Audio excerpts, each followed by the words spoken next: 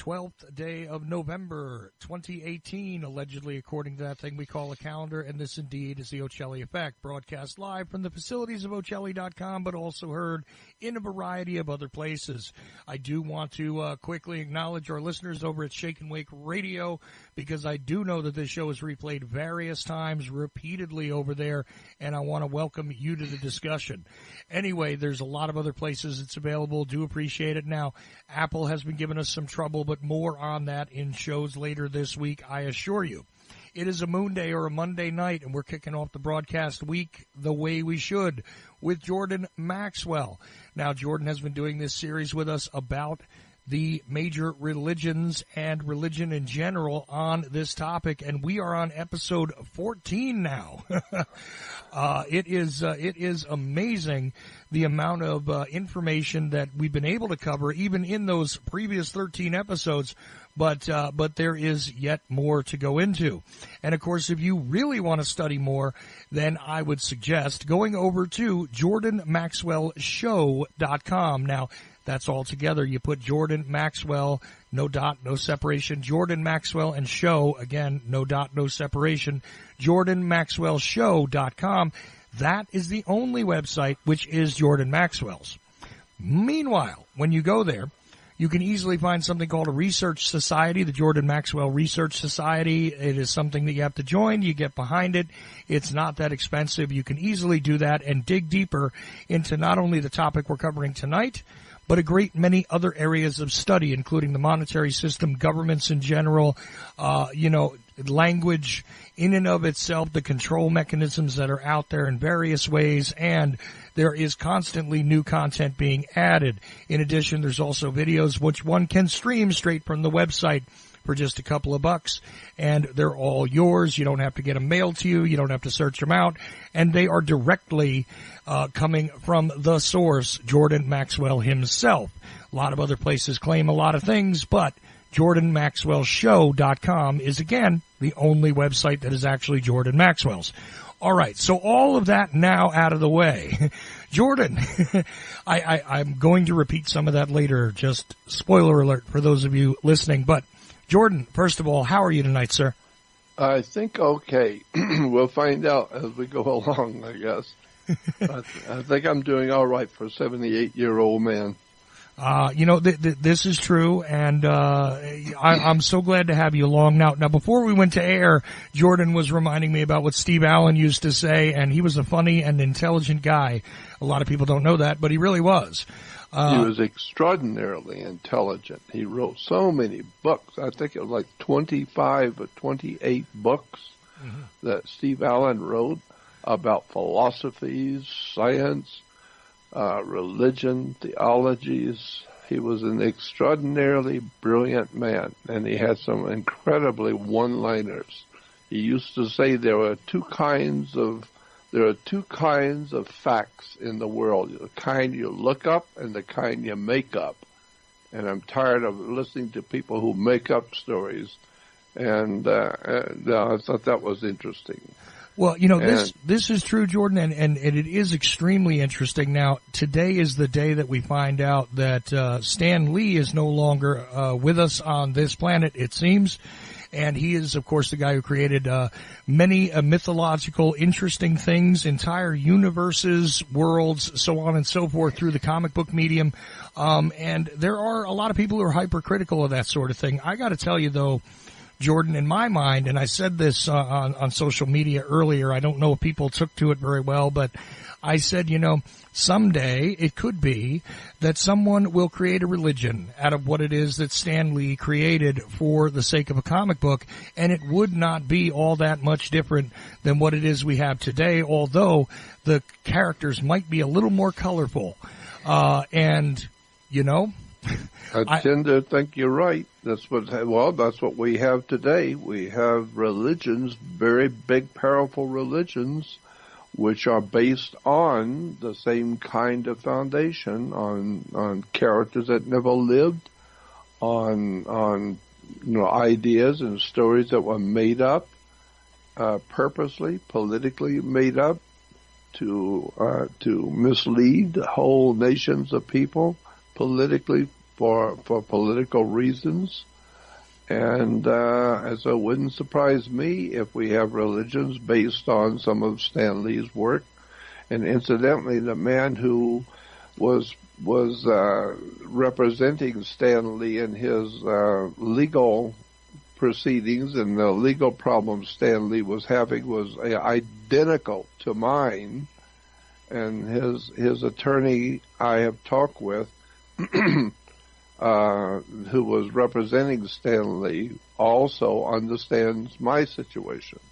And so I didn't know Stan Lee was having the exact identical same problem that I have been living under for some 8 years.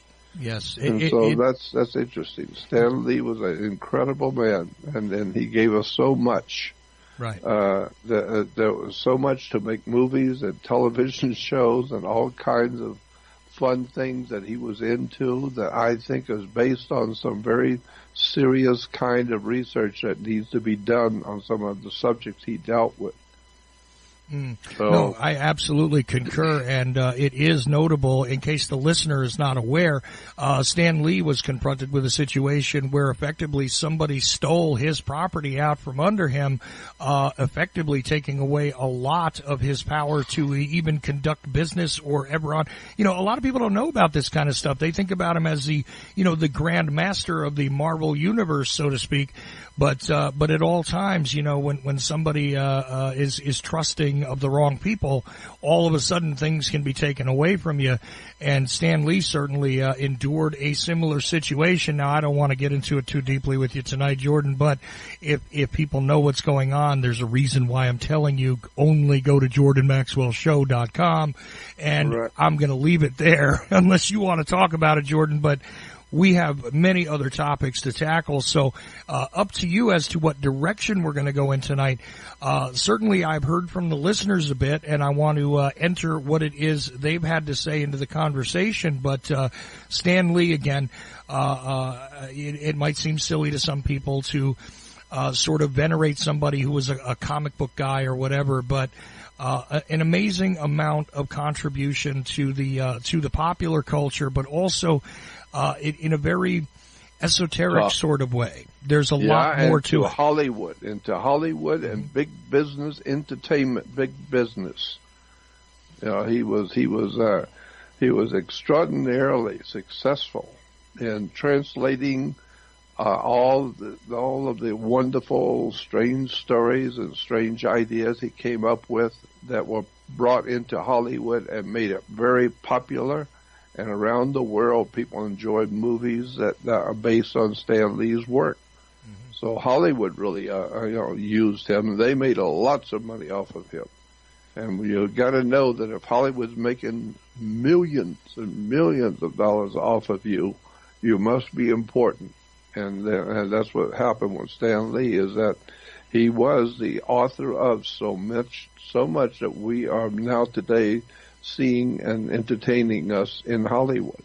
So what his contributions were mega big. And unfortunately, when you get older, you tend to trust people, and sometimes you have to trust them because you're put in a position where you have to do something, you have to trust somebody. And when you trust them, and in Hollywood, they will rip you off and tear you apart and lie and cheat you in court and take your money. They take your company. They take everything you've done and steal it all.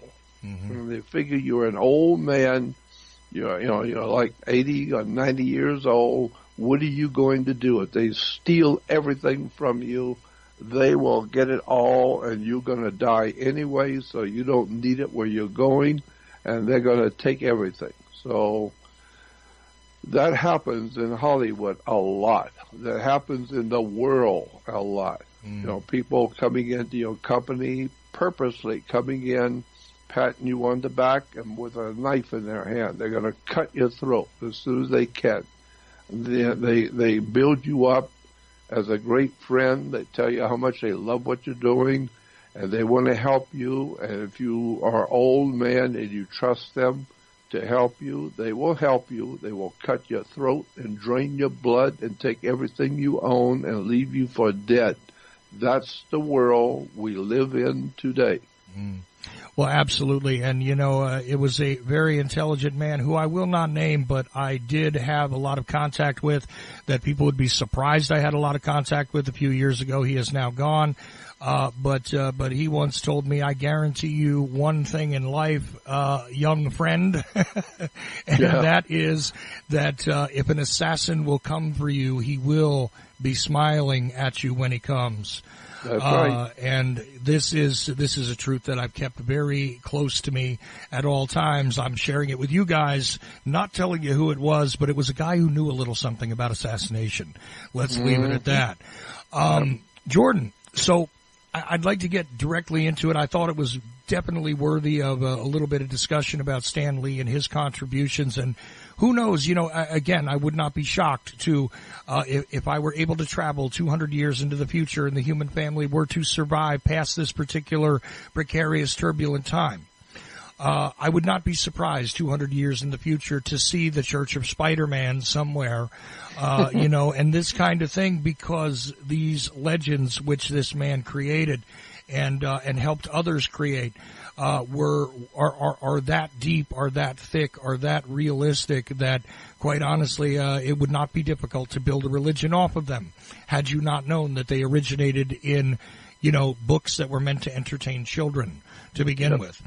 But it's still entertaining the children of the world today. And it's called religions. Right, and here we go, because religion in and of itself appears to be in its current form, Jordan, because I can't speak to what it looked like thousands of years ago exactly. It is difficult to get that history. That's right. But I can say that today it appears to be a derivative of something that started out, without the benefit of the printing press, but in a very similar fashion to what Stan Lee did. Now, again, I want to enter the listeners' feedback into the conversation. I know you enjoy that. And, of course, if you guys go to the live chat room, I will enter any questions into the discussion here tonight. If you're on my Skype list and wish to text me a message to ask a question of Jordan or to make a comment, I, at all times, stop the conversation to bring those things in when it's appropriate. So feel free to deliver us some feedback. Of course, you can always email Jordan over at his website, jordanmaxwellshow.com. Follow the directions. There's a contact there. Jordan enjoys that, and I enjoy your emails at info@ochelli.com. Either way, if you talk to one of us in a future show or during this show, we will enter your ideas and questions into the conversation. So one thing that I took from recent feedback outside of some praise, which we've gotten from as far away as Ireland and as close by as a couple of counties away from where I'm sitting right now, an overall thing came up.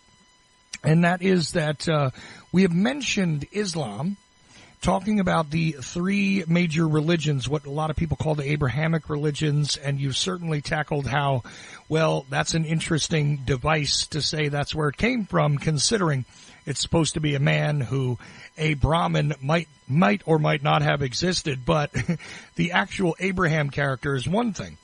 However, they have asked that we seem to have only alluded to Islam and not really delved into it a bit. And I wonder if we could go a little deeper into Islam tonight, because it seems as though the listeners feel as though we passed it by a lot. You've certainly talked about how it is a moon cult, and looking at its symbols, looking at, just the face value of its symbols. I mean, there is a crescent moon here, which is something to be kept in mind. The Quran, we've talked about a few times. But honestly, I think you're right that we haven't really spent a good deal of time unpacking Islam a bit. And it is a serious factor when you're talking about this triad of modern Western religions and the clash of civilizations that we see being not only utilized but implemented by those that wish to promote conflict on the planet. So Islam is a factor, and I wonder if you wouldn't, give us a bit of your collected knowledge and wisdom about it specifically, And, just for this particular episode, maybe we could hover on that and see where it goes. Well, the only reason I haven't talked that much about it is because I don't know that much about it, even though I've been looking at it for many years. But I'm not as interested in digging into its past as I am into something that I do relate to, and that is Christianity and Judaism. But I do think it's interesting that it was brought up many years ago to me that why is there three major religions? There are three major Abrahamic religions.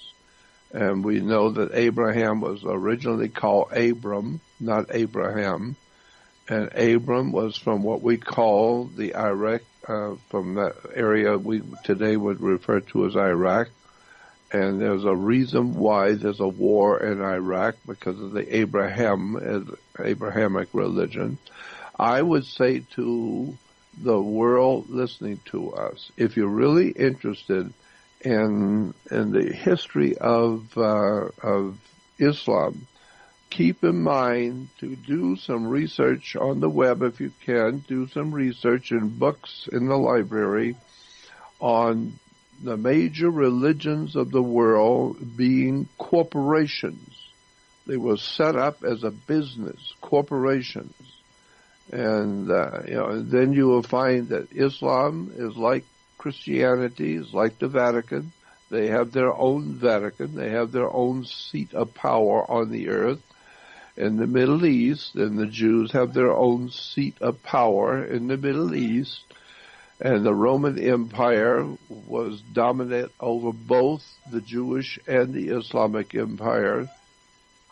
And today, I think that all three major religions are nothing more than corporations. They're companies, and this is why in Christianity we have the different churches, and the different churches, the different philosophies carrying Christianity, or being called Christianity, we refer to them as different denominations. That's a term which is used in counting money. 5s and 10s and 20s and 50s and 100s are denominations, and that's what they call churches, different denominations. Why? Because churches are a religion. Churches not only are a religion, but they are a business. They are corporations. And the very basis for business and corporation originated in the Western world, in Europe. This is where the idea of corporations came from, going back to the Roman Empire. They understood how to incorporate a business, and they did that with the Roman religion, what we call the Roman universal religion, the religion of the Roman Empire. But the word universal in Latin is Catholic. Catholic means universal. So therefore, air is Catholic. Water is Catholic. People are Catholic. Anything which is found everywhere in the world the word is universal, is Catholic. And so therefore, as I said, anything that you see all over the earth is Catholic. And so we see the imprint of the ancient Roman Empire today all over the world is called the Roman Catholic Church, which is translated from the original to mean the Roman Universal Roman Religion of Rome. And we still have the Caesars of Rome are still here with us today. The Caesars of Rome were referred to as Pontifex Maximus. Caesar was referred to as Pontifex Maximus. Pontiff was a bridge builder.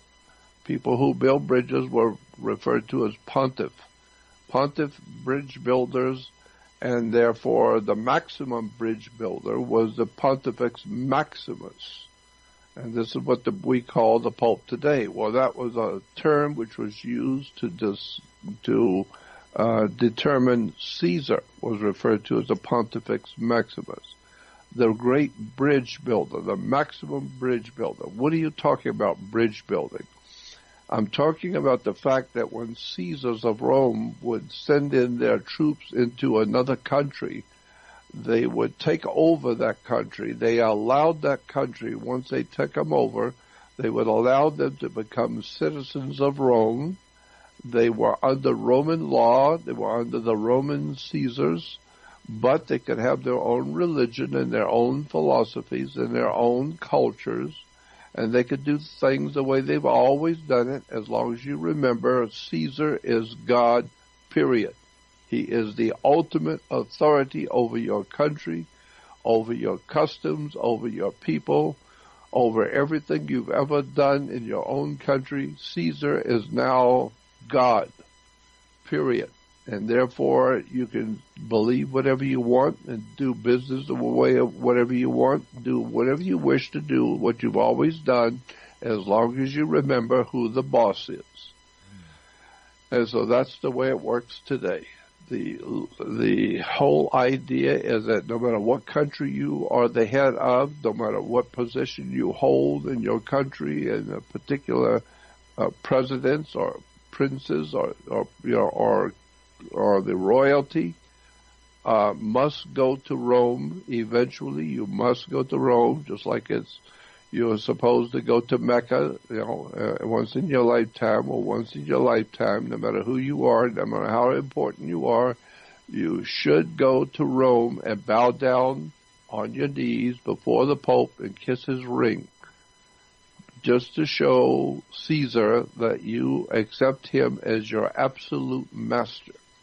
And you can go back home and run your country the way you think you want to and do what you want to do within your country, as long as you go on your knees and you kiss the ring of your master.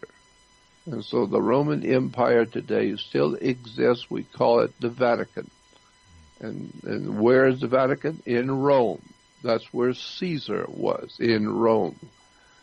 And Washington, D.C. was nothing more than a part, that 10 miles square that is referred to today as Washington, D.C., was originally a part of a large tract of land that was owned by the Carroll family. The Carroll family was a Catholic Jesuit family in the colonies who happened to be the owner of the property we call United States of America today. The Washington, D.C. was a part of the property owned by John C. Carroll. And he was a Catholic, and he was the wealthiest man in the colonies at that time. From what I can see about him in history, he was the wealthiest man in North America at the time of the American Revolution. And he was very close friends with George Washington and was on the side of the colonies that wanted to break away from England, and he helped finance the Revolutionary War for George Washington. And afterwards, George Washington was given a 10-mile plot of land on John C. Carroll's property, and to set up what he called the government of the United States of America. So today, we go back in history and look at the history of Washington, D.C., and you will find that when it was in the possession of John C. Carroll, that area was called Rome. John Carroll's property was called Rome in the colonies. So Washington, D.C. was originally called Rome, and today it is the center of the Roman Empire. This is why you will see in Washington, D.C., they have a Senate.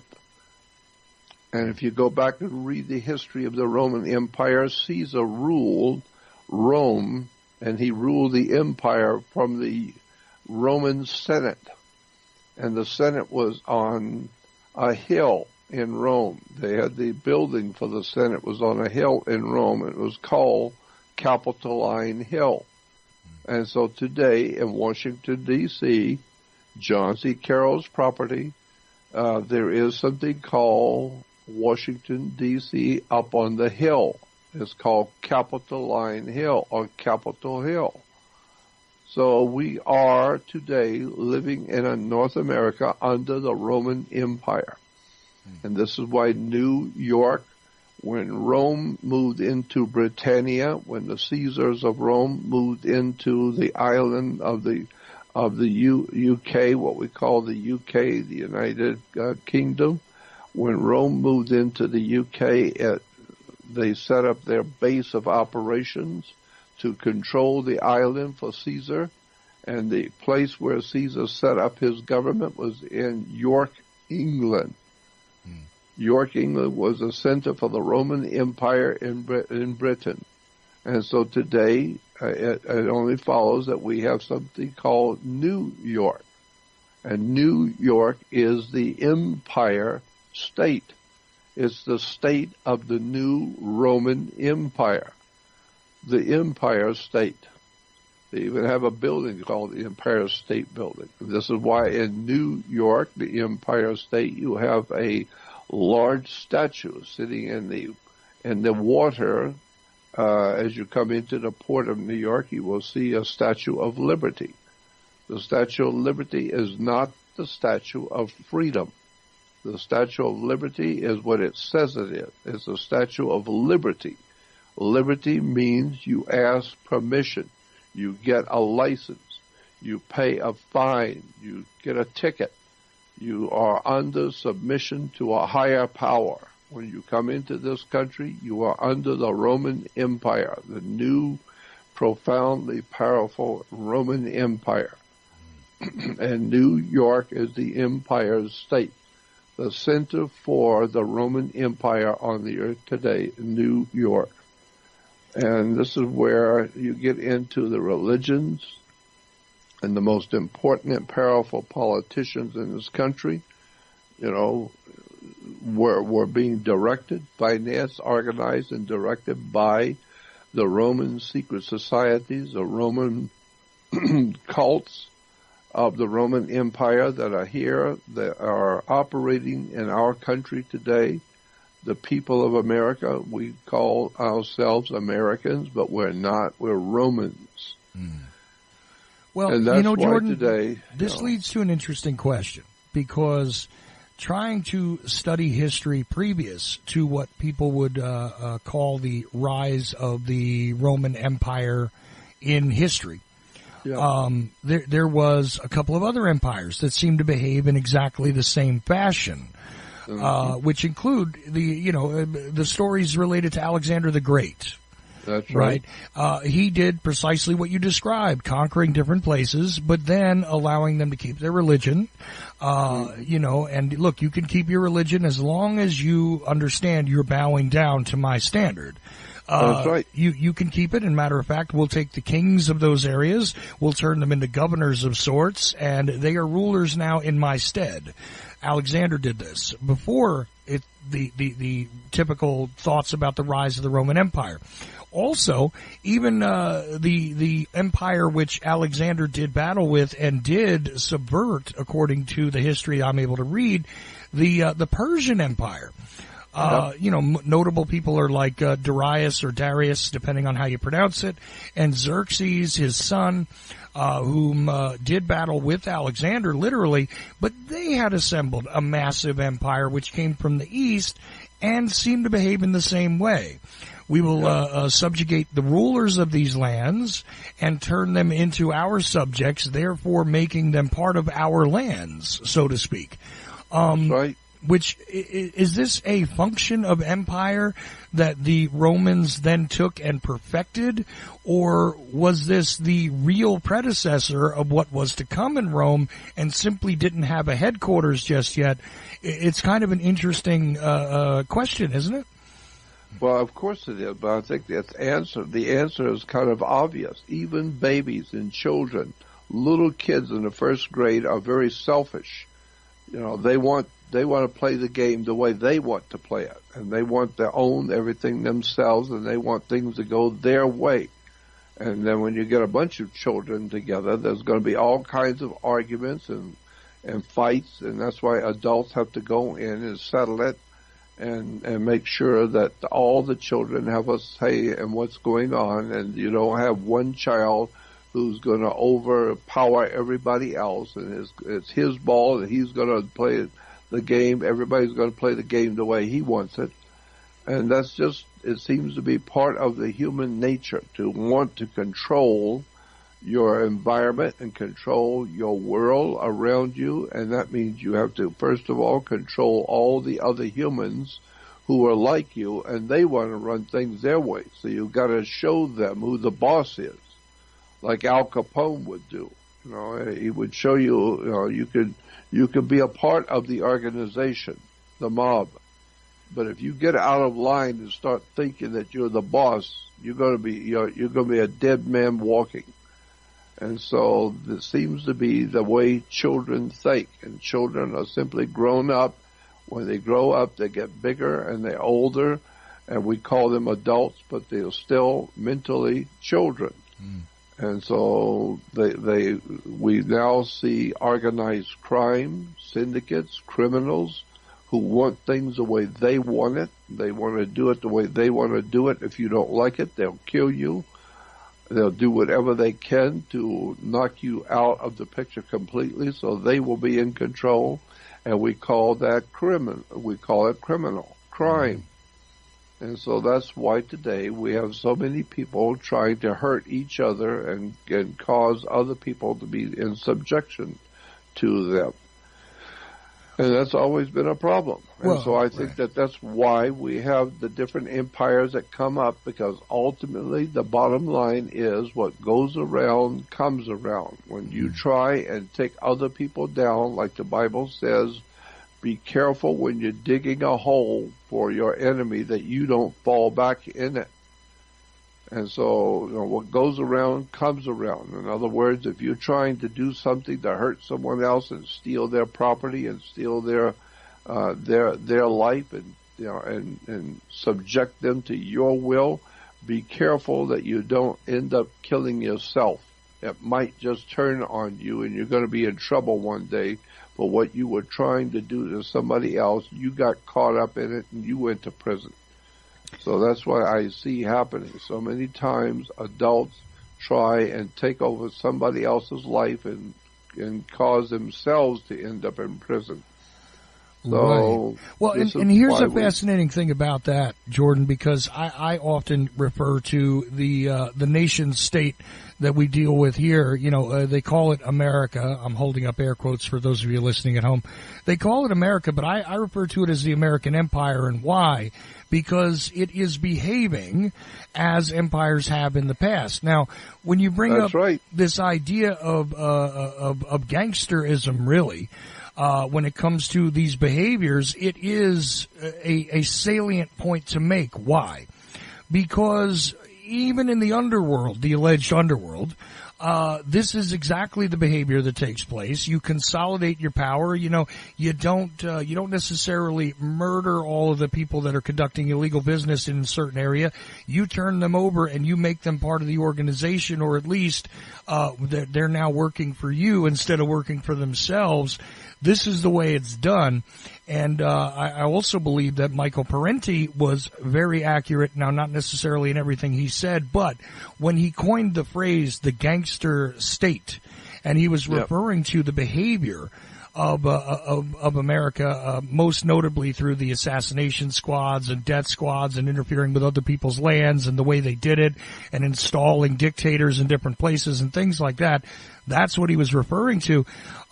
I think it's extremely fair to recognize that we do have a gangster state of sorts. Now, on some levels, they used to say that about different presidents, like Bush Sr. Mm-hmm. He said that he was going to rid crime, take a crime off the streets of America. And he did just that. He did take the crime, all the criminal element off the streets of America. He said he was going to do that. And he did. He brought them all into the White House and gave them a job to work for him. Well, the Bush crime family's model effectively was to do that, and he did take away some of the criminals off the streets, and that would be the criminals that didn't work for him. Right. You know, so That's how he chose them. And it seems to be, again, the model. Like you said, and like we talked about with the empires, here's the thing. You notice when Jordan said that the Roman Empire would go through and adapt these different places. You keep your religion. Hey, you can even keep the guy who's in charge. It doesn't matter. You notice Jordan didn't say, well, you just have to have, a very moral code and get rid of these things that are, no. There's no consideration on that. As a matter of fact, so long as their taxes are paid. The Roman Empire put up with a lot of stuff that, That's exactly right.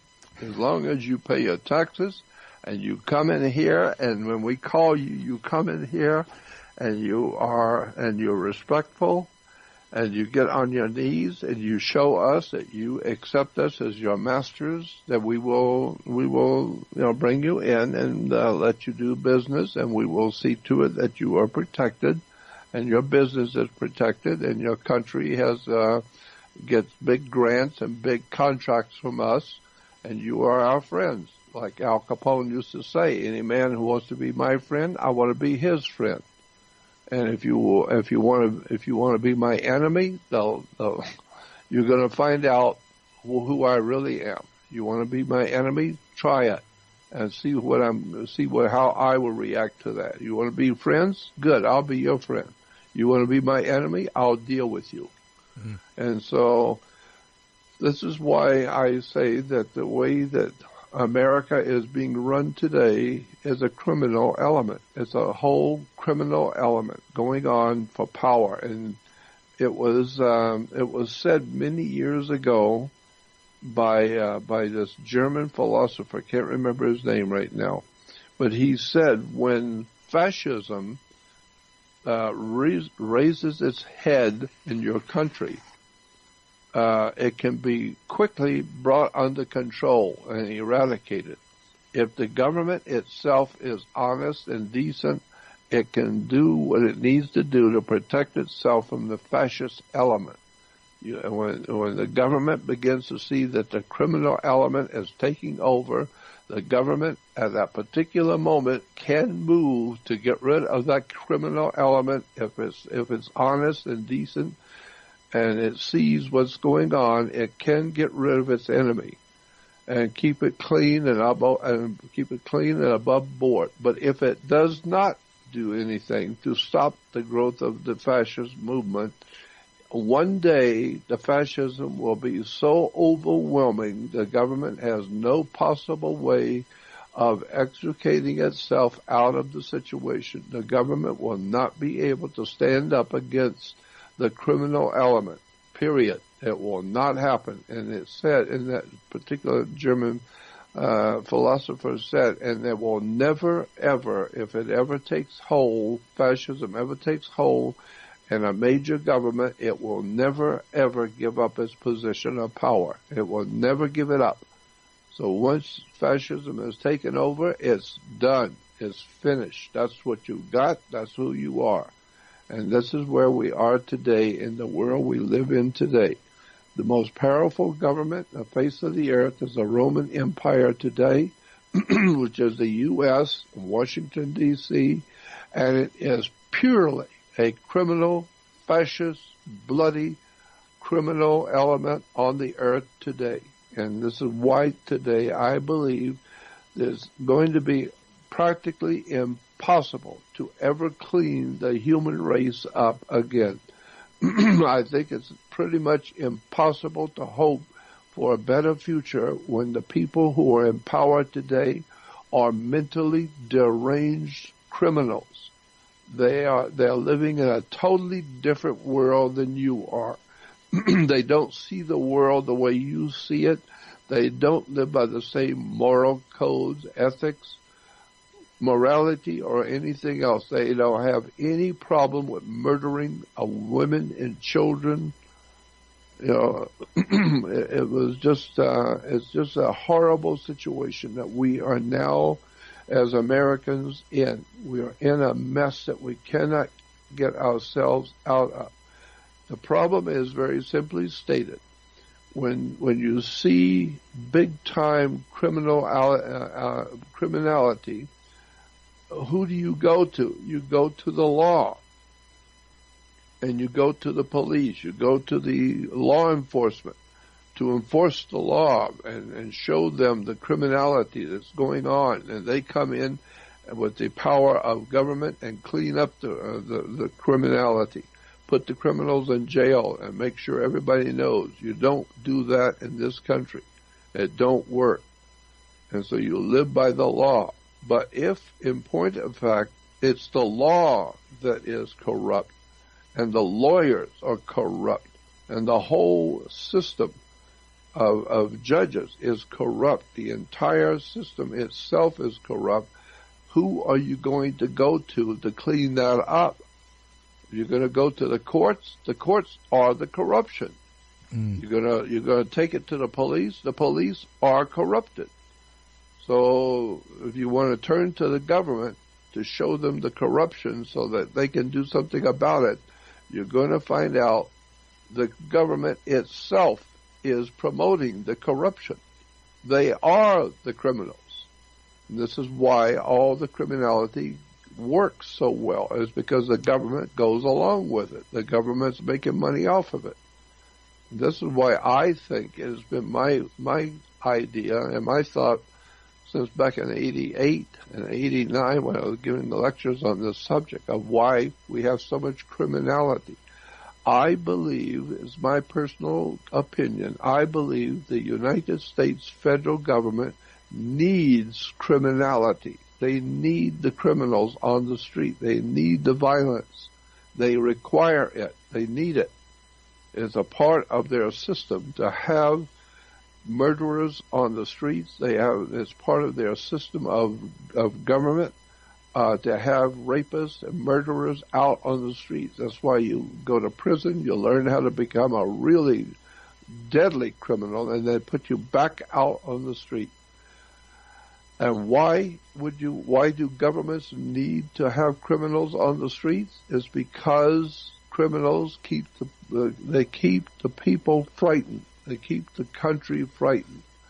And they keep showing you television shows on television, documentaries on History Channel and all the Discovery Channel. They show you what it's like in prisons.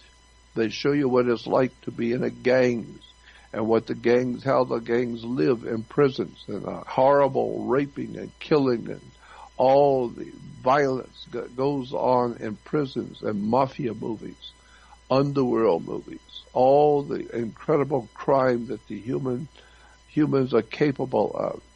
They are telling you, here's what you're going to get if you don't go along with us. If you don't do what we tell you to do, we will find you guilty of something, and don't worry about it. We've got plenty of lawyers, and we'll find you guilty of something, and we will throw you into prison, and God help you when you go into prison.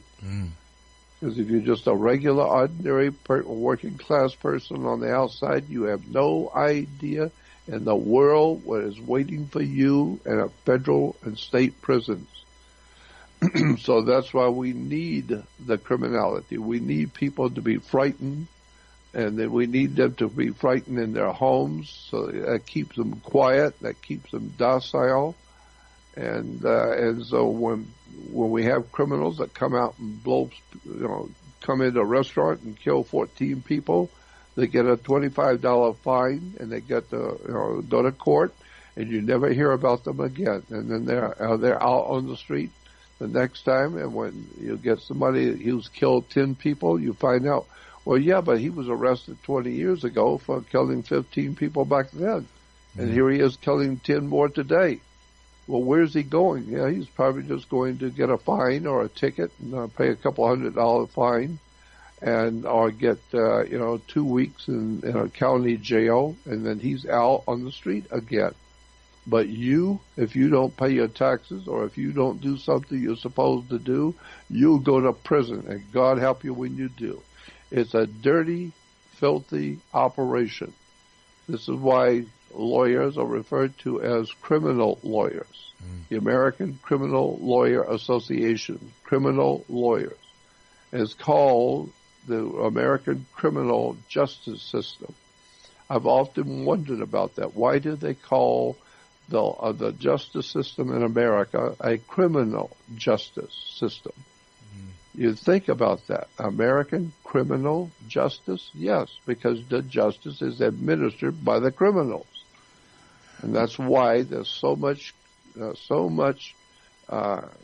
paying people off, bribery, right, corruption, sexual bribery, all kinds of blackmailing going on in governments and in courts. Why do you play? How do you play tennis on a court? You play tennis on a court. You play basketball on a court. It's a game. It's called the game of life. Right. You have to know how to play this game, and you have to know what this game is really all about. It's about the control of you. Well, and Jordan, why is it important to control you? Because you have been brought up to believe that you are free, and you need to understand in this country you are not free. You are living under a totalitarian fascist dictatorship. In this country of America, you are not free. Mm. So when you hear people talk about the land of the free and the home of the brave, you ain't free or brave. Well, there you go. And it's really fascinating that they say there's two sides to the justice system. There's civil, and then there's criminal. Right. But it's interesting that you have the civil justice system and the criminal justice system. I wonder where the justice, because it seems like criminal justice would be justice for criminals. It seems like civil justice would be justice for civilians. That's right. Yeah. Wait a minute. Does that mean that they have armies and we don't? Does that also mean that there's no such thing as justice for everyone or the people? Or right. I've always wondered that myself. And there's an interesting little comment which was shot at me here. Look, even though it's a little negativity for me, I will throw it to you, Jordan, and you can say what you like. Jordan is talking. Probably will. Please, absolutely. Listen, it chide me or correct me, because they're bringing up something I've said in the past, and wonder what Jordan would say to you if he knew you said this. Is the challenge, So anyway, I'm going to put it out there, and Jordan can say whatever he likes on this show. There's no sort of agreement between Jordan and I about you can't say this, Jordan, or you can't say that, is there? None. You've never brought that up ever. Nope, not at all. So if Jordan wanted to criticize me, or if Jordan wanted to say something that I object to, he can at all times speak his mind any which way he likes. This is his time, so I just want you to know that. Well, the man who wrote the book, 1984, George Orwell, said, if freedom and liberty means anything, it means the right for a man to speak and tell people what they don't want to hear. Mm-hmm.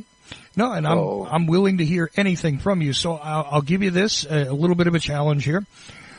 Jordan is talking a lot about I believe you meant to say mafiosi here, John. Mm-hmm. But anyway, a lot about mafiosi subjects. Chuck has said many times on his show that he has a great deal more respect for a street-level gangster than he does for politicians and those who have ascended to higher levels. And quite honestly, he feels that the only real difference, if you have a moral objection to crime, between a politician is a politician and a gangster, in quotes, is that the politician wears a cheaper suit and has apparently gotten the approval of the controllers. Wonder what Jordan would have to say about that, considering that he is now explaining that everything is a criminal enterprise, and you seem to make differentiations between the two. Okay, so just in my own defense, before you say what you like, Jordan, before you say what you like, the question. I feel as though there is a difference. On occasion, and I've made this point, on occasion, when you pay the local mob boss for protection money, your place doesn't get burned down. You pay protection money to the government all the time, and you have no assurances. That's the way I feel about it. But Jordan, by all means, if you think I'm, out of my mind, tell me. No. I think that is exactly right, and I understand the question. I understand why a person would ask that question. I'm just saying that it is in the nature of man. It seems to be that we're hardwired in the nature of the human to be selfish, self-centered, and bent toward evil. We're bent toward being bad. And the reason why is because I believe the Bible is explaining it, that the Apostle Paul says in the New Testament that there is a war. We have a war not against flesh and blood, but against principalities and against the powers of evil in this world. And it seems as though that mankind, we're told in the Bible, in the New Testament, Christianity tells us that we are two different creatures. We are the original animalistic creature, but we are also endowed with the ability to become very spiritual. And I remember one of my professors many years ago, drew a straight line on the chalkboard in the class, straight across, and then in the middle of that line, he drew a little short line up, going up from that middle line, and a little short one going down. And then he drew another line next to that, going way up, about 10 or 15 inches up from that middle line, and 10 or 15 inches down from that line. And he said, this is the life on the earth. Animals can only be so good. So they have a little short span to be good. But animals are simply animals. They are instinctive. They don't think about what they're going to do. They just do it. And so they can only be so bad because they're just a dog is a dog. He can only be so good. So he can only be so bad because he can only be what he is, just a dog. But the other line is humans. We have the ability to go way down deep into dark, evil, as far down into the darkness that humans are capable of doing. And we know humans are capable of a lot of dirty and evil things. But we also have the ability to go from that middle line up high. We can go all the way up into the realm of the divine. We can go up and understand and create beautiful music. We can create beautiful art. We can communicate with the Great Spirit in the universe, or we can go down so low that that they can't get a radar fix on you, how bad you really are. Mm-hmm. And so I believe that this is hardwired in all of us as humans, that we have the ability to be very, very spiritually decent and wonderful creatures, but we also have in each one of us the ability to be really criminal. Right. And so that's why I think it's hardwired in us, because the people who are running the government are just human like you are. They live the way you do. They don't live the way you do, but they live human lives.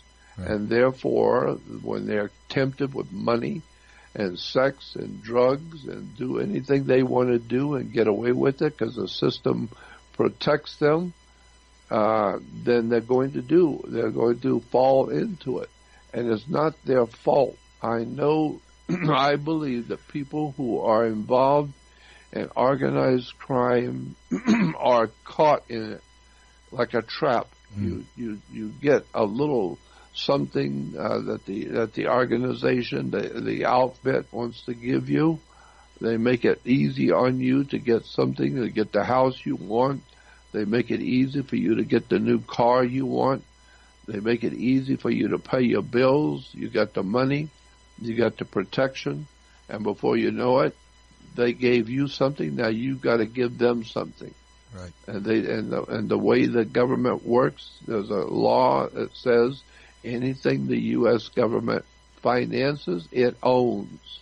Right. So if you have a big corporation and they can tax you out of business. The federal government can put you out of business very easy. They can find something that you put on your income tax, and they can take your business away from you, and now they own your business. And because they own your business, now they can decide how that business is going to be run, and all the money goes to them because they took it from you. That's the way the big railroads caught on. That's the way big time banks and insurance companies work, is because government comes in and ruins those companies. And now, because those companies were so important, they needed, the government needs those companies. They need those big corporations. And so they will come in and finance and give them, they'll bail them out. What do you mean bail them out? Anything the government bails out, it owns. That's according to the maritime law. Anything the government will finance, they own it. They're not your partners. You were broke and they bought it. And so they can buy it because they make the money. They've got the money to do it, and you don't. Right. And as we get ready to go to break, Jordan, you know what the overall point is here, and I want you to correct me if I'm wrong with a very short answer after I say what I'm going to say, and then we're going to go to break here, because we've been on for almost an hour. Seems like we're talking about gangsterism, but trust me, we are talking about gangsterism, and we're talking about religion at the same time. Yes. And Jordan is going to make that very clear, I do believe, in the next hour. But here's the point of what we just discussed as far as I'm concerned. You have sat down and eaten with and broken bread with or had meetings with some very interesting people in the course of your lifetime. Some of them rather powerful. Some of them maybe morally questionable on occasion, and as have I. But I've got to tell you that although I don't have quite the amount of acquaintances that you do, or the array of acquaintances that you do, I can tell you this without any hesitation. In my mind, in my spirit, in my gut, in my heart, no matter where you want to put it, I know I'm correct when I say this. I've sat down next to and with and talked to and eaten with and all that individuals that you would generally consider to be rather bad people that certainly have body counts attached to them, that are stone cold gangsters. That's who they were. And I'll tell you this much. I do not weigh them on the same moral scale. Somebody who is responsible for the death of 10, 12 people, a couple dozen people maybe, in most cases other criminals for the most part. Okay? I don't weigh them on the same moral scale. I'm not saying they're good people. I'm saying I do not weigh them as heavily on the moral scale as the individuals who are literally responsible for sending tens of thousands of people to their death for the sake of an agenda, for the sake of profit, for the sake of orders given to them by the higher-ups. Mm-hmm. And that is the point of why I make a differentiation between the generally accepted idea about organized criminals and these individuals who I feel as though I need to say they're like super organized criminals. And they're more efficient. They're responsible for a lot more death, a lot more destruction, a lot more horror. And again, I stand by my statement. Sometimes when you pay the local gangster for your store not to be burned down or burglarized, it doesn't happen. You pay the government constantly, you have no assurances. No, okay. None. So, none. You know, I feel quite satisfied making that statement. Jordan, am I, you know, I realize I'm splitting hairs here to some people on the moral scale. But to me, there is something to be said for individuals who, you know, do business and do obviously immoral business, and for those that do it on such a large scale that it's almost unimaginable. I mean, just to say that someone is responsible for 10,000 deaths, I ask the listener in your mind right now, have you literally physically met 10,000 people that you could name or that you know or that you've encountered in the course of your lifetime? Not saying have you been in a room with 10,000 people, that's easy. But have you actually interacted with 10,000 people? So when you're trying to quantify the idea that tens of thousands of individuals who you will never see, never know, never care about, you can comfortably and sleep well at night be able to order their deaths, their destruction, their starvation, so on and so forth, I feel as though that is a slightly different level of evil from, well, gee, I sent my lackey to kill someone or I put a bullet in someone's head. It just seems to me to be a slightly different level of evil. And not saying that the other guy who did that directly is not evil. Not saying that killing one man for the sake of profit or ego or whatever else is something that is not evil in any way, shape, or form. It is. It is truly evil. But to say that it is on the same level as these mass murderers, let's be honest, that's what you would call them if you were looking at this subjectively and you were just trying to quantify how much murder is being committed. It seems to me as though there is a significant difference between the two. Jordan, do you think I'm wrong for thinking that? No, I think that is very reasonable, and this is the way I would look at it too. I don't see the same kind of criminality in the ordinary man.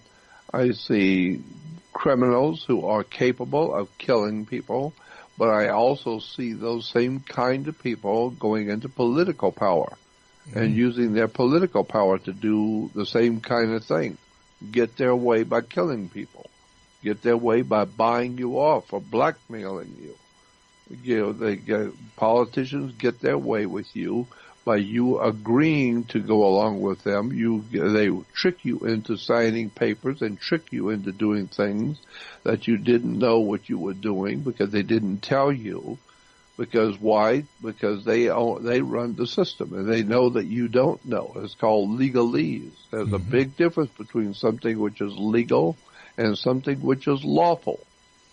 There's a big difference between lawful and legal. Lots of things are very legal, but they're unlawful. According to mankind's understanding of law, a lot of stuff which is legal you can do are not lawful. There's a big difference. And so I understand what you're saying. I totally agree with you. There is different amounts of guilt depending on the circumstances and who did it and how they did it. And I think the law looks at it that way also. Supposed to. Well, it's supposed to, right? Right.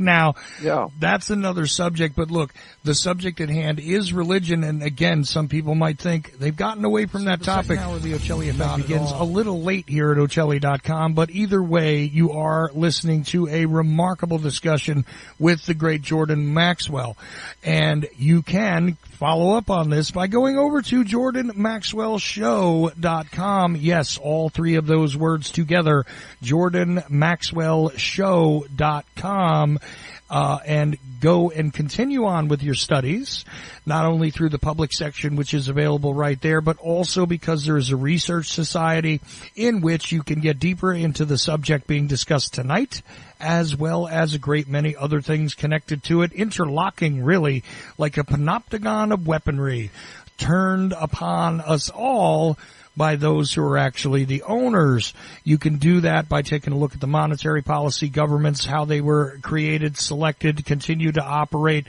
so on and so forth. When it comes to the language itself that we are speaking at this moment, this quote English, end quote language, all of that kind of good stuff, you can delve into those subjects there, and also just take a look at Jordan's work in general, in addition to the fact that now there's a couple of videos over there which for a couple of dollars you can directly stream instantaneously to your device or your computer, whatever, and watch them from the comfort of your home without having to order them and have a DVD delivered and whatever else.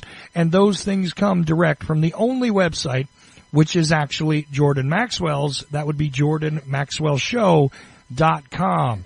Explore it. Go over there. Email Jordan. There's a link there to contact.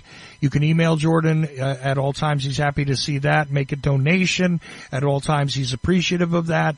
And you can participate in what is going on. And we need to appreciate individuals like Jordan because unfortunately, he has less days in front of him than behind him. I don't say that in an insulting way in any shape or form, Jordan. I simply say it because I think people need to appreciate individuals who are great teachers while they are still alive, and not just simply give me the eulogies about how great they were and then talk about how they wish they could do something for them now. You're still here with us. Unlike Stan Lee, who we talked about in the first hour a bit, Jordan is still here, so you can support him, interact with him, and go to his website at jordanmaxwellshow.com. Dogmatictheology.com. So, Jordan, we spent a lot of time on gangsterism in the first hour, and some people might say, oops, they've gone off of the religious reservation, so to speak.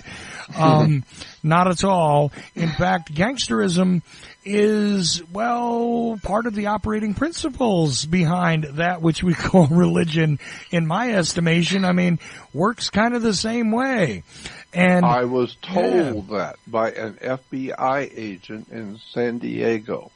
Many years ago, I got a phone call from an FBI agent in San Diego, and he gave me his name, said he was an agent in the FBI, and I said to him, I wrote his name down, and I said, I'll call you back, I have to go now.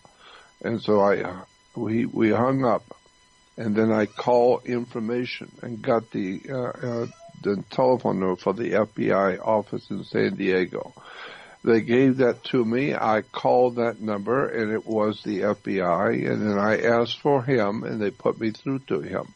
And when he came on the line, I said, okay, now talk to me, because I now know you are FBI. And he said, I just wanted to call and tell you that we like what you are doing. We like hearing you, and that we appreciate the work that you're doing. But we want to tell you that I want to tell you that if you have any problem, it's not going to be with your government. It's going to be with the churches. He said, the FBI know, we know, we're not saying it publicly, but we know the churches are actually criminal organizations. They make millions and millions of dollars. They pay no taxes, and they have control over the minds of multiple millions of people, so they can direct them to vote a certain way and act a certain way. And that is a very powerful presence on the earth. If you can control millions of people and make nothing but money off of them as a corporation and pay no taxes, that obviously smells like a criminal racket. And he said, so we know in the FBI that churches are actually tools in the hands of gangsters. We know that. So if you're going to have any problem in your life doing what you do, it's not going to be from your government. It's going to be from religion. The churches are going to find you to be unacceptable. And he says, so just be aware of that. Don't think of the churches as meek and mild operations. We know what they are. They are criminal organizations, and I'm just giving you a heads up on what's coming for you in the future. Right. So, and reading from the work of people like Peter Levenda, you get a serious grasp of exactly how deep and dark some of those holes might go when you want to become a rabbit and go down them. That's right. And also not only Peter Levenda, who is absolutely sensational. I love Peter Levenda. Got everything he's ever done. I have it all. But also Joseph Farrell. Joseph Farrell is another person you have to listen to, because this man is off the charts as far as I'm concerned. The most brilliant mind I've come across in years. Joseph Farrell, Farrell. I would suggest people go on the web to YouTube and type in Joseph Farrell, Farrell. And listen to anything he's talking about, no matter what it is. Just listen to him, and you tell me if this is not one of the most brilliant minds that America has going for it today. Joseph Farrell it can be a very frightening, the stuff he talks about, because he knows what he's talking about. He's got the credentials to prove it. And I'm telling you, when he gets into the Roman religion and the Roman governments and the secret societies of banking fraternities and the families that run those banking consortiums in Europe and where they came from and how they gave birth to the criminal elements of the European Union and the connections with the Nazi Party and the Nazi International, it's an incredible story. Joseph Farrell. And I love listening to him.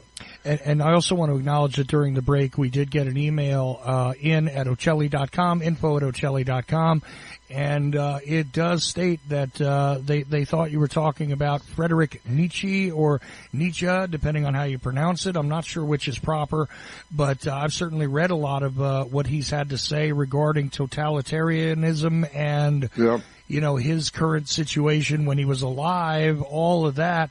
And people debate it now. Now, obviously, totalitarian governments had adopted things that Nietzsche said and turned them around and repurposed them to justify some of their activities.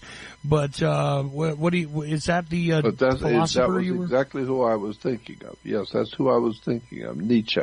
Nietzsche was the one I had in mind. I just couldn't remember his name at the time. Right. I want to thank Sam for emailing that in. Thank you very much. Yeah.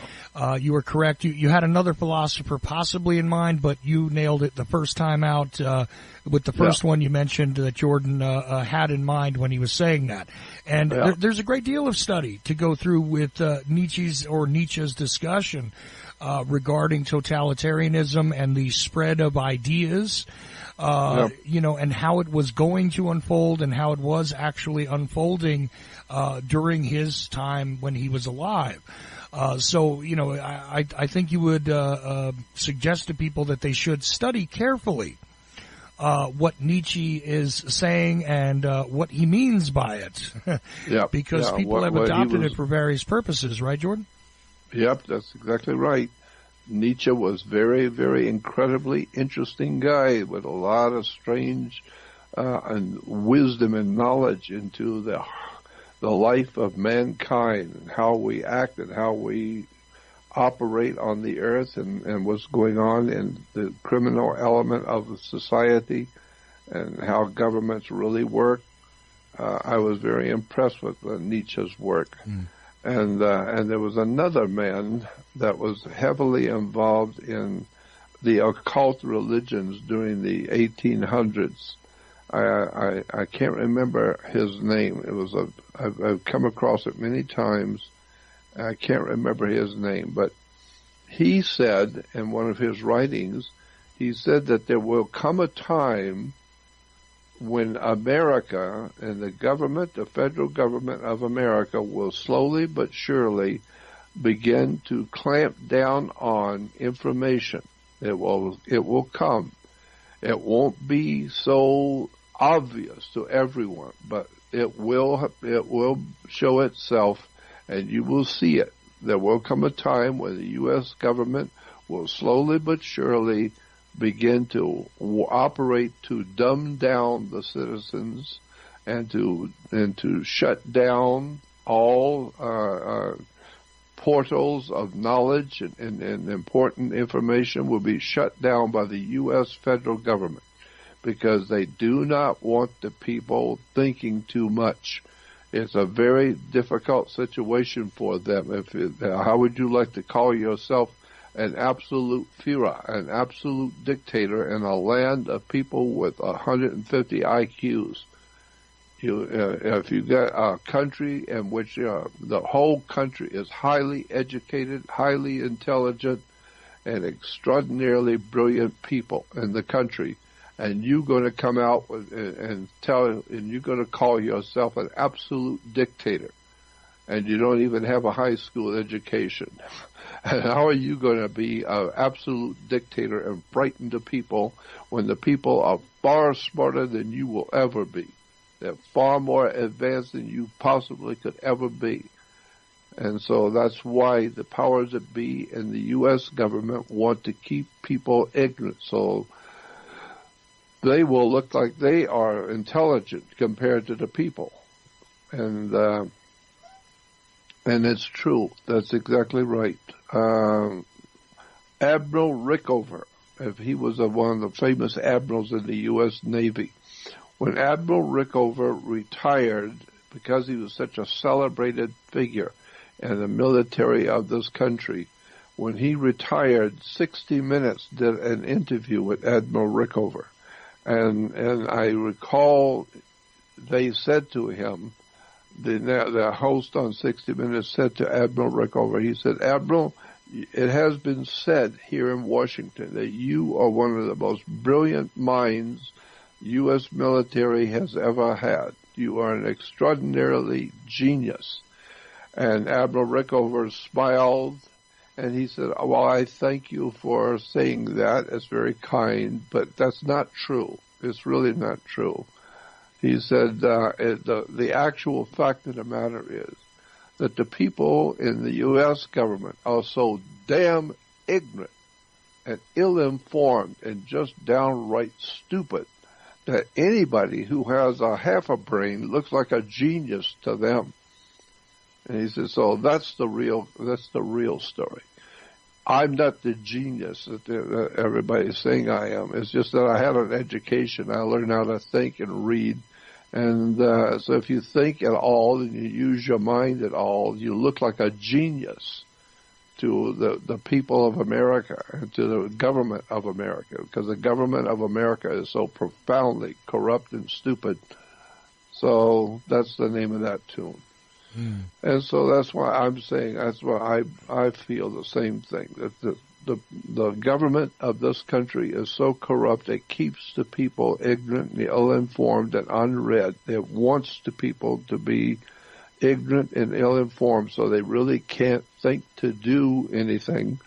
I said to you before, all we can do in this country is cry and complain about the conditions. We can rant and rave about the conditions we live under and how terrible it is, but there's nothing you can do about it. Spelled D-O, nothing you can do about it.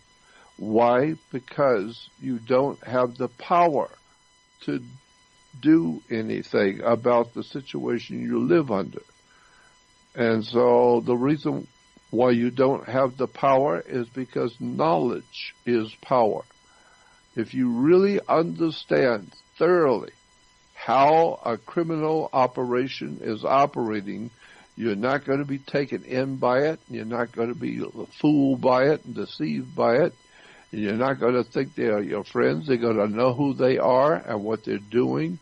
And this is going to protect you intellectually and spiritually, protect you from the criminals if you really know how the world actually works. And that's what I've been trying to do, is call to the attention of people around the world that governments are as corrupt as you could be. As you could be, they are already that corrupt. Mm. And that the only way you're going to be able to do anything about the world you live in is if you know how it works. If you don't know how something works, you can't fix it. And don't look to the people who have screwed the world up to fix it. If they could have fixed it, they would have fixed it already. The mere fact that it's so far gone now shows that the people in power do not have the power to change anything because they are the criminals themselves. So, well, you know, Jordan, this is an interesting time to drop in the latest live feedback for the discussion we're having tonight. I think it is apropos that we do so.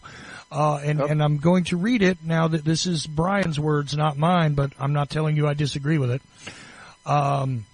So here we go. Please ask Jordan if statism should be also recognized as a religion.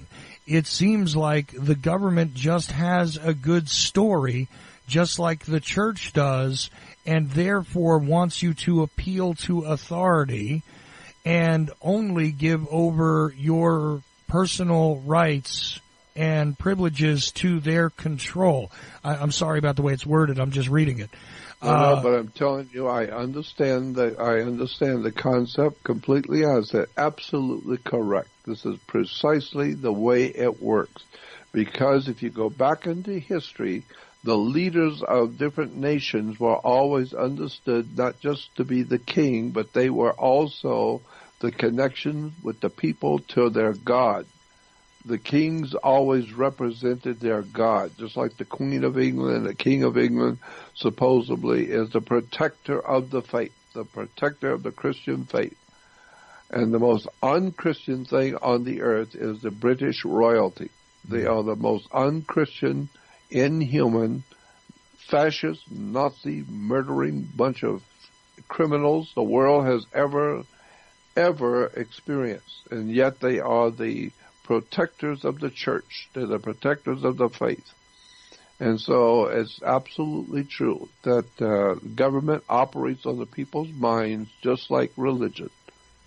Government is a religion. As a matter of fact, I think I said that a long time ago on one of the programs we did. Yeah. My mother used to tell me there's never been a religion in the world that wasn't political. And there's never been a political situation on the earth that wasn't a little religious. Religion and politics is one of the same operation. It's the same idea. Control the people. Right, and if you think this is a European issue or a Roman issue, again, I direct you to the idea that the Egyptians did the very same thing. After all, the Pharaoh was also, well, a god, or That's connected to God, or the son of a god, and in various cultures, right, the various rulers, why is it, even, let's totally go outside of it for a second, in North Korea, literally at this point in time, Jordan, in a technical sense, there is a dead man who is the head of the government. Kim Jong-un is not technically the head of the government, but because of the godlike status of his grandfather, he is the head of the government because his family is in that godlike position. You see, and kings and queens, all sorts of royalty have done this over time. Of course, the European royalty is easy to study, but we find that this is something which is, again and again, a repetitious template in history that the ruler does not simply rule by force, does not simply rule by generosity, does not simply rule by trickery of just keeping the masses out of the equation entirely, but by adopting this idea, cloaking themselves in the shroud of allegedly being a godlike figure, or the son of a god, so on and so forth.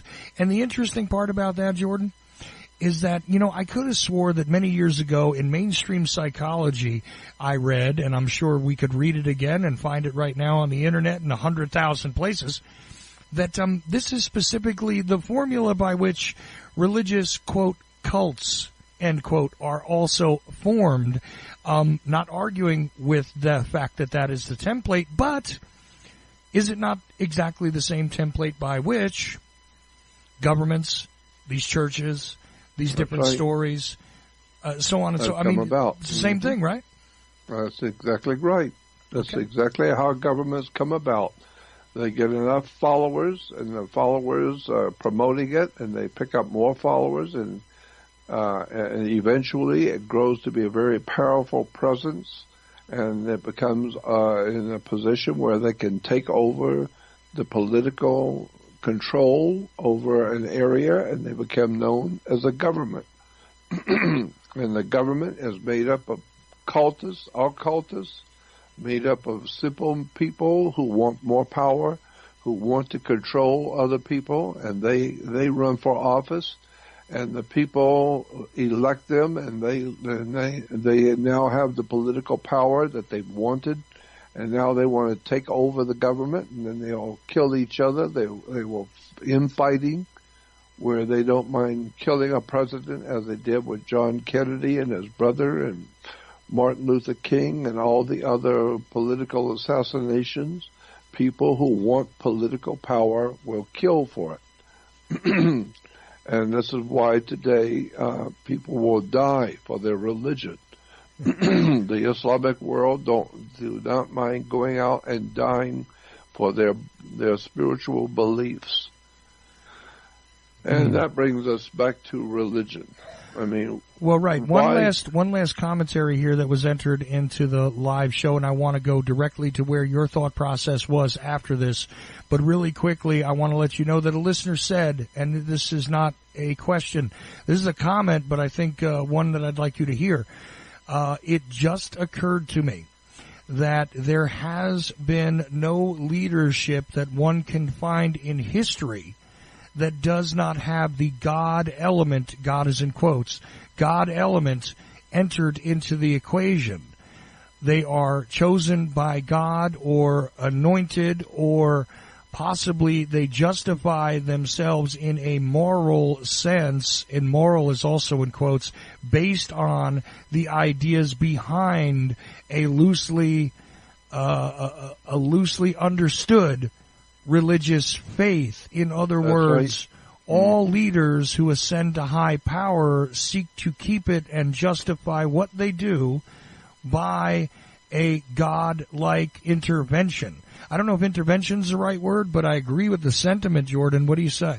Of course, that's why the kings of Europe will tell you that they have a divine right to rule. What do you talk about a divine right?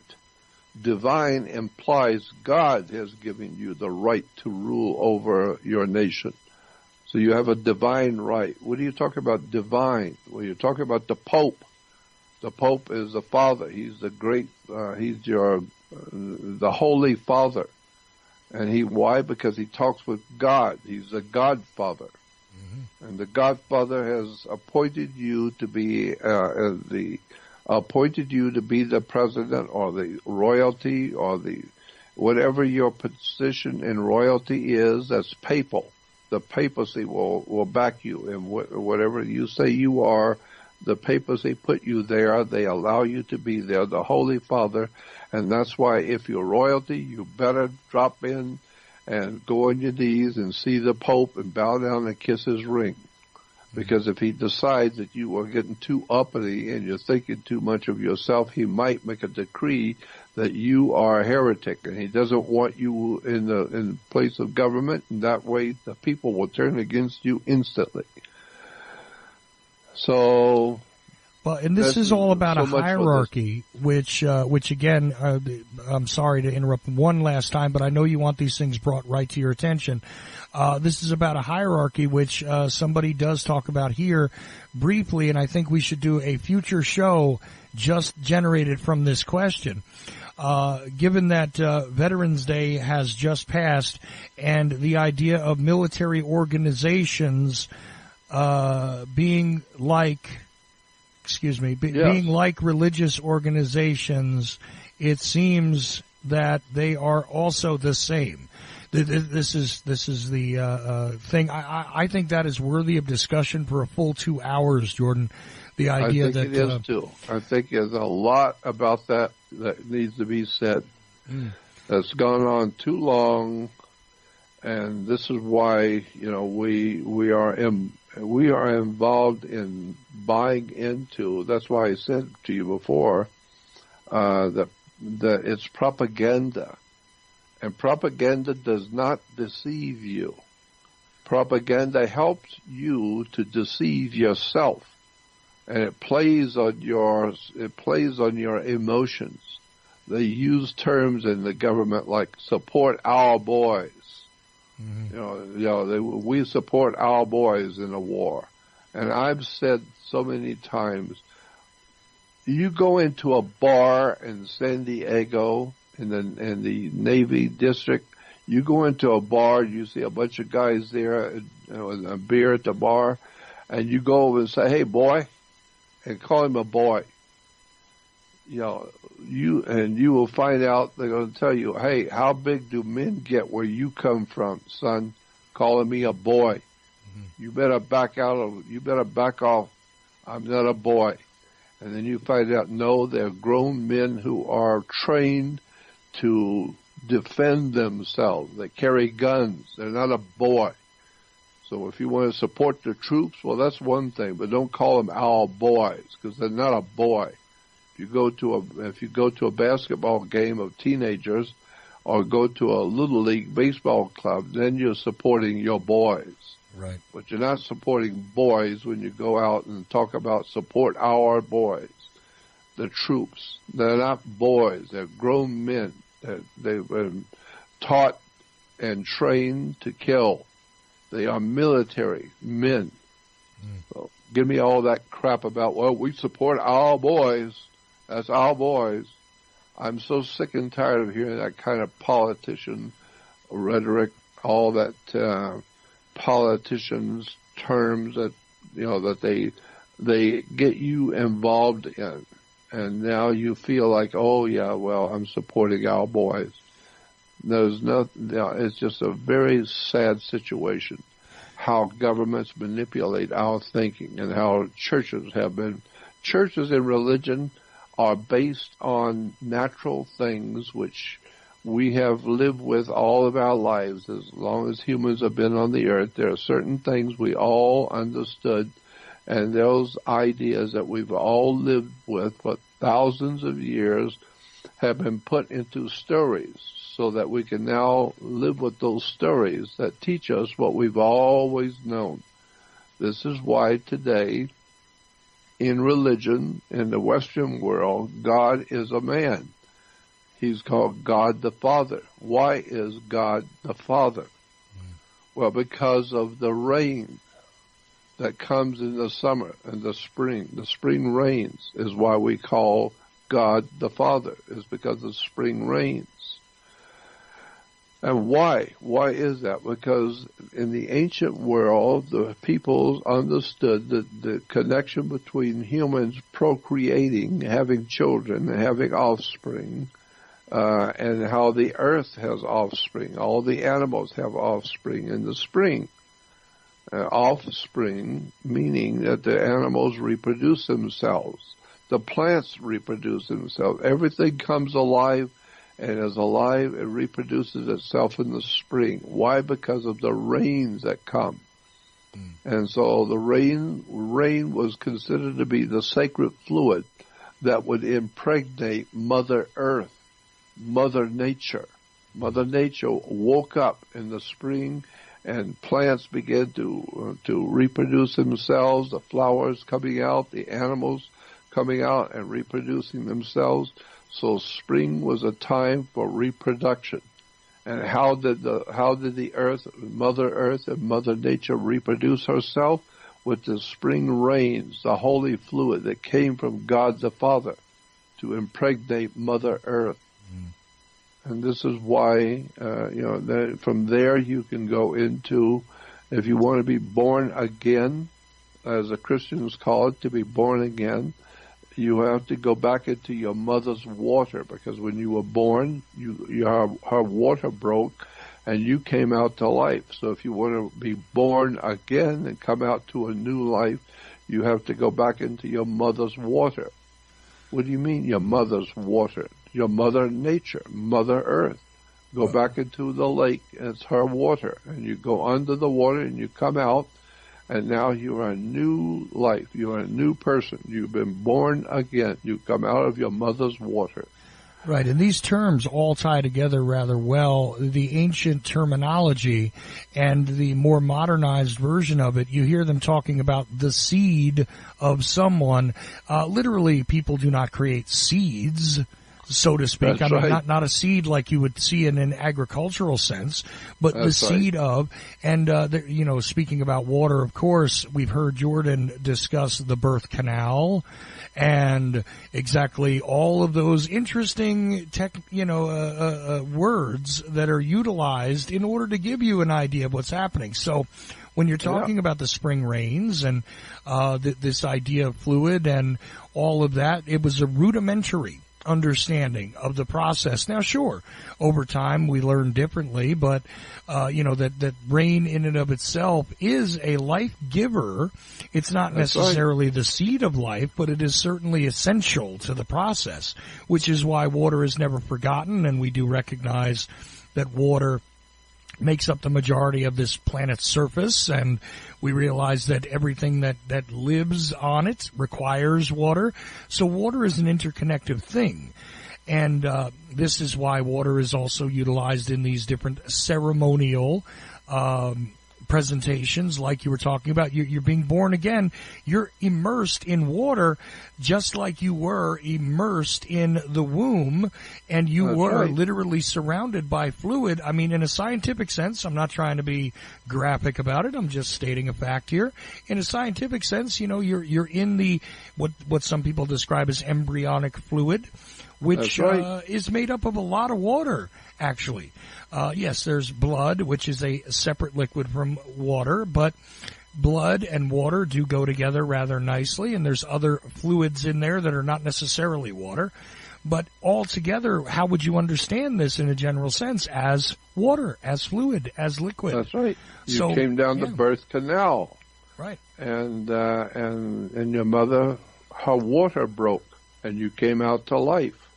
This is why all ships, sailing ship and rocket ships, or any kind of a ship, is referred to as she. All ships on the earth are female. And the captains will always tell you that she's a good ship and she's very seaworthy and she's this and she's that. What do you mean she? It's because of a ship is referred to as female because she transports she delivers the product. The product comes through her. And so the ship is a female, and wherever the ship pulls into port and wherever it parks, it's at a berth. It's called berth. A berth is where a ship sits. And everything that the ship is giving, taking off board, taking off the ship to be sold, has to have its own certificate of manifest. Because yesterday the ship wasn't here, but this morning when we go to work on the dock, the ship is here. It came in last night on the water. So and the ship is sitting in her berth. And so everything coming out that ship has to have its own certificate. And so we call it a birth certificate. Well, when you were born, you have to have a birth certificate. And it's got to be signed where? It's got to be signed by the dock. The dock has to sign your birth certificate. And therefore, you are now an international maritime admiralty product. You come into this world in water, so you are a maritime product. And your body is 78% water. So on the New York Stock Exchange, your body is being bought and sold as a commodity. You are a security on the stock market. And as long as you do your work well and you pay your taxes, then the community that you live in prospers. And the governmental arrangement over that community prospers, and everybody is happy, and everybody has a nice life living in the community. Because why? Because you do your job well. And as long as you are a security on the stock exchange, which your body is a security on the New York Stock Exchange, then we say if you got a son and he's marrying a girl that comes from a very rich, a very wealthy family, we say, well, she's of good stock. Or the girl, your daughter's getting married to a young man who comes from a very wealthy family, and we say, well, he's of very good stock. He's of stock. And I'm thinking, what? Your daughter's marrying a cow? No, he's a very good stock. Meaning, that's how he is viewed. His body is a stock on the stock market, but it's a very wealthy stock. You are a common stock. If you're not a millionaire, you're just a common stock. But the problem is that you are considered to be a stock on the stock exchange. And that's why when you buy a house, it has a backyard because your children play in the backyard. It's a stockyard. Your children and you are considered to be a stock on the New York Stock Exchange. And this is why when you do your work well, you make a lot of money and you're paying taxes and you're paying into your community, you're putting money back into the community, and therefore you are, you're continually to give security to the community in which you live. So you're a good stock, and you are security to the stock exchange. This is why when you finally retire, which usually means you're going to bed, you're going to retire, you are now getting a token from what you have put into the system all your life. You're going to get something called Social Security. Why? Because it's just a little dividend of the money that you have had to pay to stay alive and raise your children and feed your family. You had to pay out money every day. That's why your money is called currency. It's like an ebb and the flow of the current. It all flows in and it flows back out. It flows in and it flows back out. So your money is a security on the stock exchange. Your body is a security for the corporation. And so when you retire, you get Social Security. Mm-hmm. Why? Because you are the security for the body social. The body social is called a corporation. This is why you are a corporation. You are a business. And what you do, like I said to you before, if I see you come out of a restaurant one night at 2 o'clock in the morning with some woman, and I say to you the next day when we're talking privately, I said, you know that woman you were with last night, she's bad company. And you tell me, mind your own business. Business, company, and then I find out you're going to get married and she's going to be your partner. So what are we talking about here? Partners, business, company, and then you find out, no, the whole of life is a business. Just like the movie Network said many years ago, 30 years ago, 40 years ago. There was a movie called Network. And one of the characters in the movie explained to another one that here's the way the world works. The earth is a business. It's a business. It's a corporation, one big world corporation. And all governments are corporations. They are businesses and corporations. They've been incorporated through the original corporation, which was the Vatican, under the Roman Empire. The Roman Empire developed the idea of corporations. And so today, all the countries in Europe that were under the Caesars of Rome are referred to as corporations. And the United States is a privately owned corporation. It's a municipal corporation that was incorporated in 1870. How many people know that? You're not living in the United States of America. That's why we don't call each other Americans. We don't call each other Americans. We're not Americans. Americans was a particular kind of people living under the United States of America in 1776. After the Civil War, we're no longer Americans. We are U.S. citizens. U.S. is a term for a corporation. A company was formed called the United States Company, the United States Corporation. And each one of us is an employee of that corporation, and we are referred to as United States citizens. You're not a citizen of America. You're not an American. This is why when you go into court, you cannot you cannot say anything in a court about your citizen. You are a citizen of the United States of America. No, you're not. You are a U.S. citizen. United States Incorporate. It's a corporation. Go on the web and look up the word United States is a corporation. And listen to all the professors and all the experts on the subject of international law and find out that the United States is simply Washington, D.C., and the few islands that it controls. It has nothing to do, United States has nothing to do with the 50 states of the Union. It has nothing to do with us at all. And so you need to know how governments work. The United States government is a corporation. It's a business. And this is why if you're going to get married, you've got to have a license because you are a corporation. You're going to do business. So you got to have a business license. The girl you're marrying is a business, and you are a business. Thank God you get married as none of my business. But who I sleep with is none of your business. Right. The idea is that humans are a business. We are a company. This is why you could say he's good company or she's bad company. Because why? Because it's a business.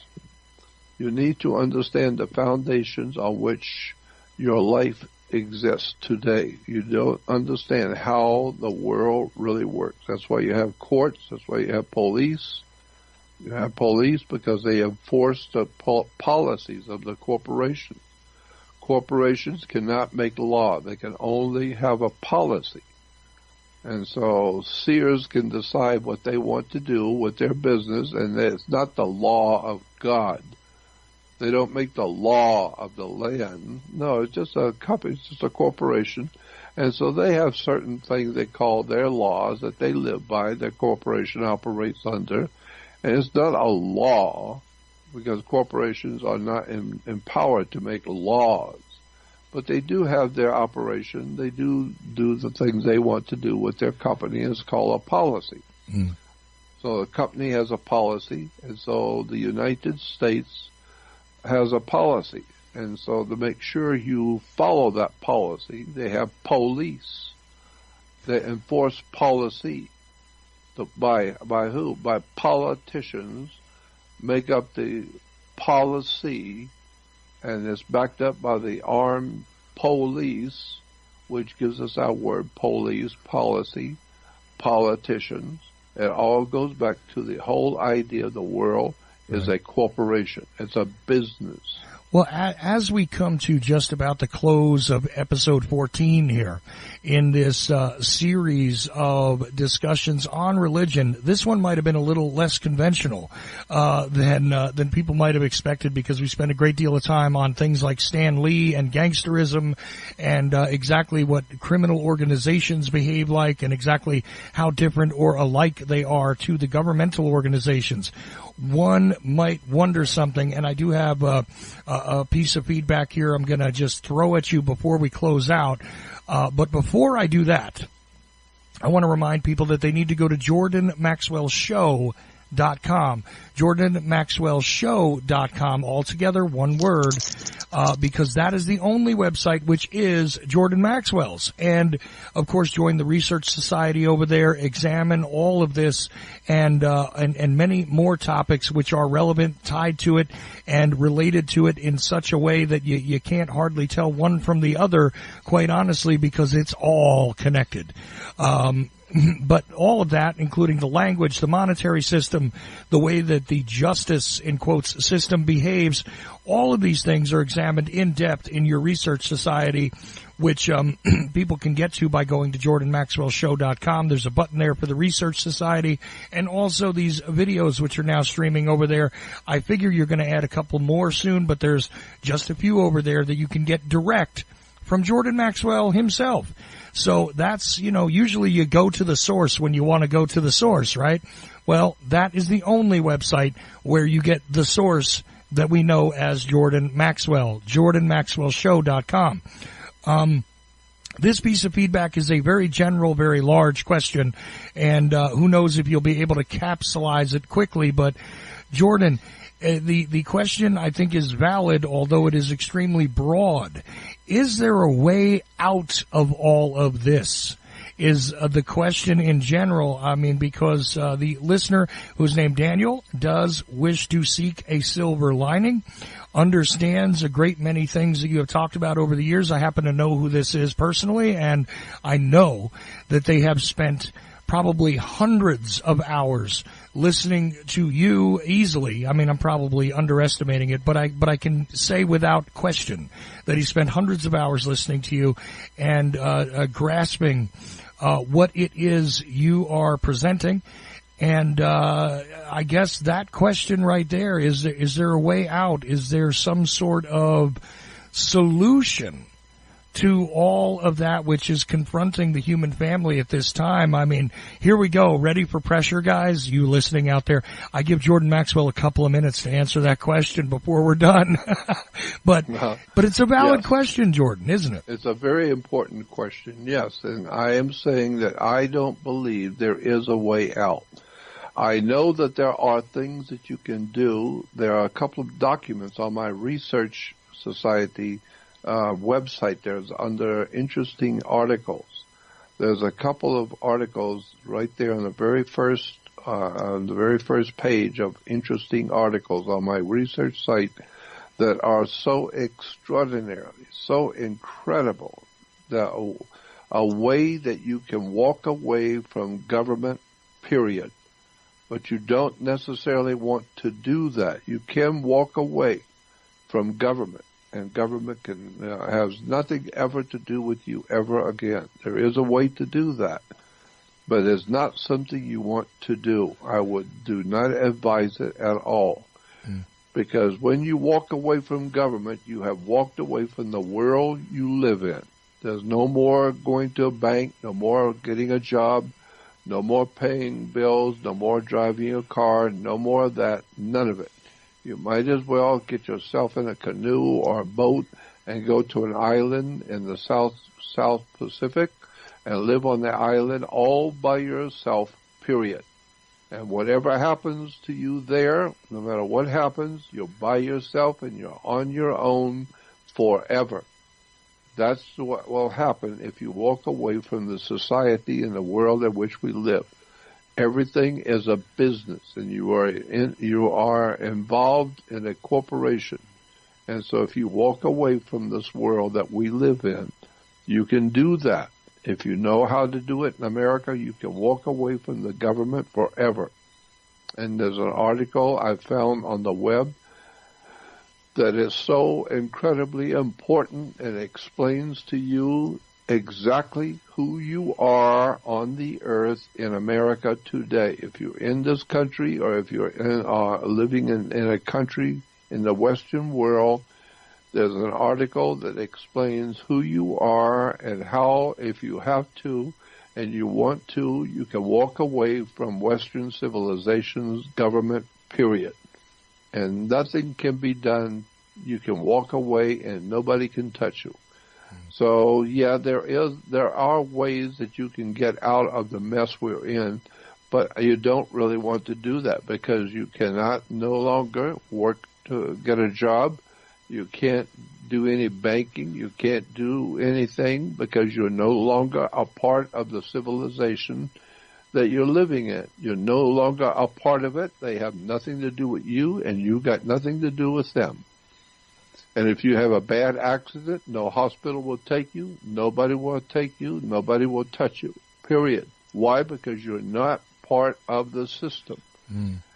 And so I say I don't think there's any way that mankind is going to be able to extricate himself out of the situation we're in. All I am suggesting that you want to do is educate yourself. At least understand how things work. Then you can maneuver yourself a lot easier as long as you understand. You're understanding something doesn't mean you're going to change it, but it does mean that you're smart now and you now learn how it works and what you can do, what you can't do, and how to live in the system better so that it doesn't touch you and it doesn't harm you. Education is the answer, and that's all I'm asking, and that's all I want to give. I'm not giving any advice as an attorney. I'm not a lawyer. Right. I'm not giving any advice. I'm just telling you the way the world really works. Well, in closing, I wanted you to know that Daniel replied with the comment that it would be to be like Neo was in the movie The Matrix, where you learn to walk both inside and outside of the system simultaneously to create some change. That would probably be the path that you would suggest. Is what I'm hearing from you. It seems like he got the note there.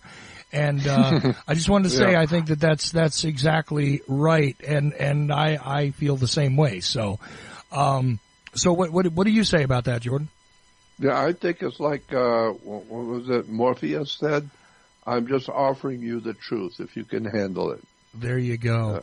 I'm just offering it to you. If you want to know how you got into the mess you're in, and how it works and what's really actually going on behind the scenes that you've never been told, then go to my website and join my research society and listen to what I've been trying to tell you for years. I've been doing this for almost 60 years now on radio and speaking to audiences around the world.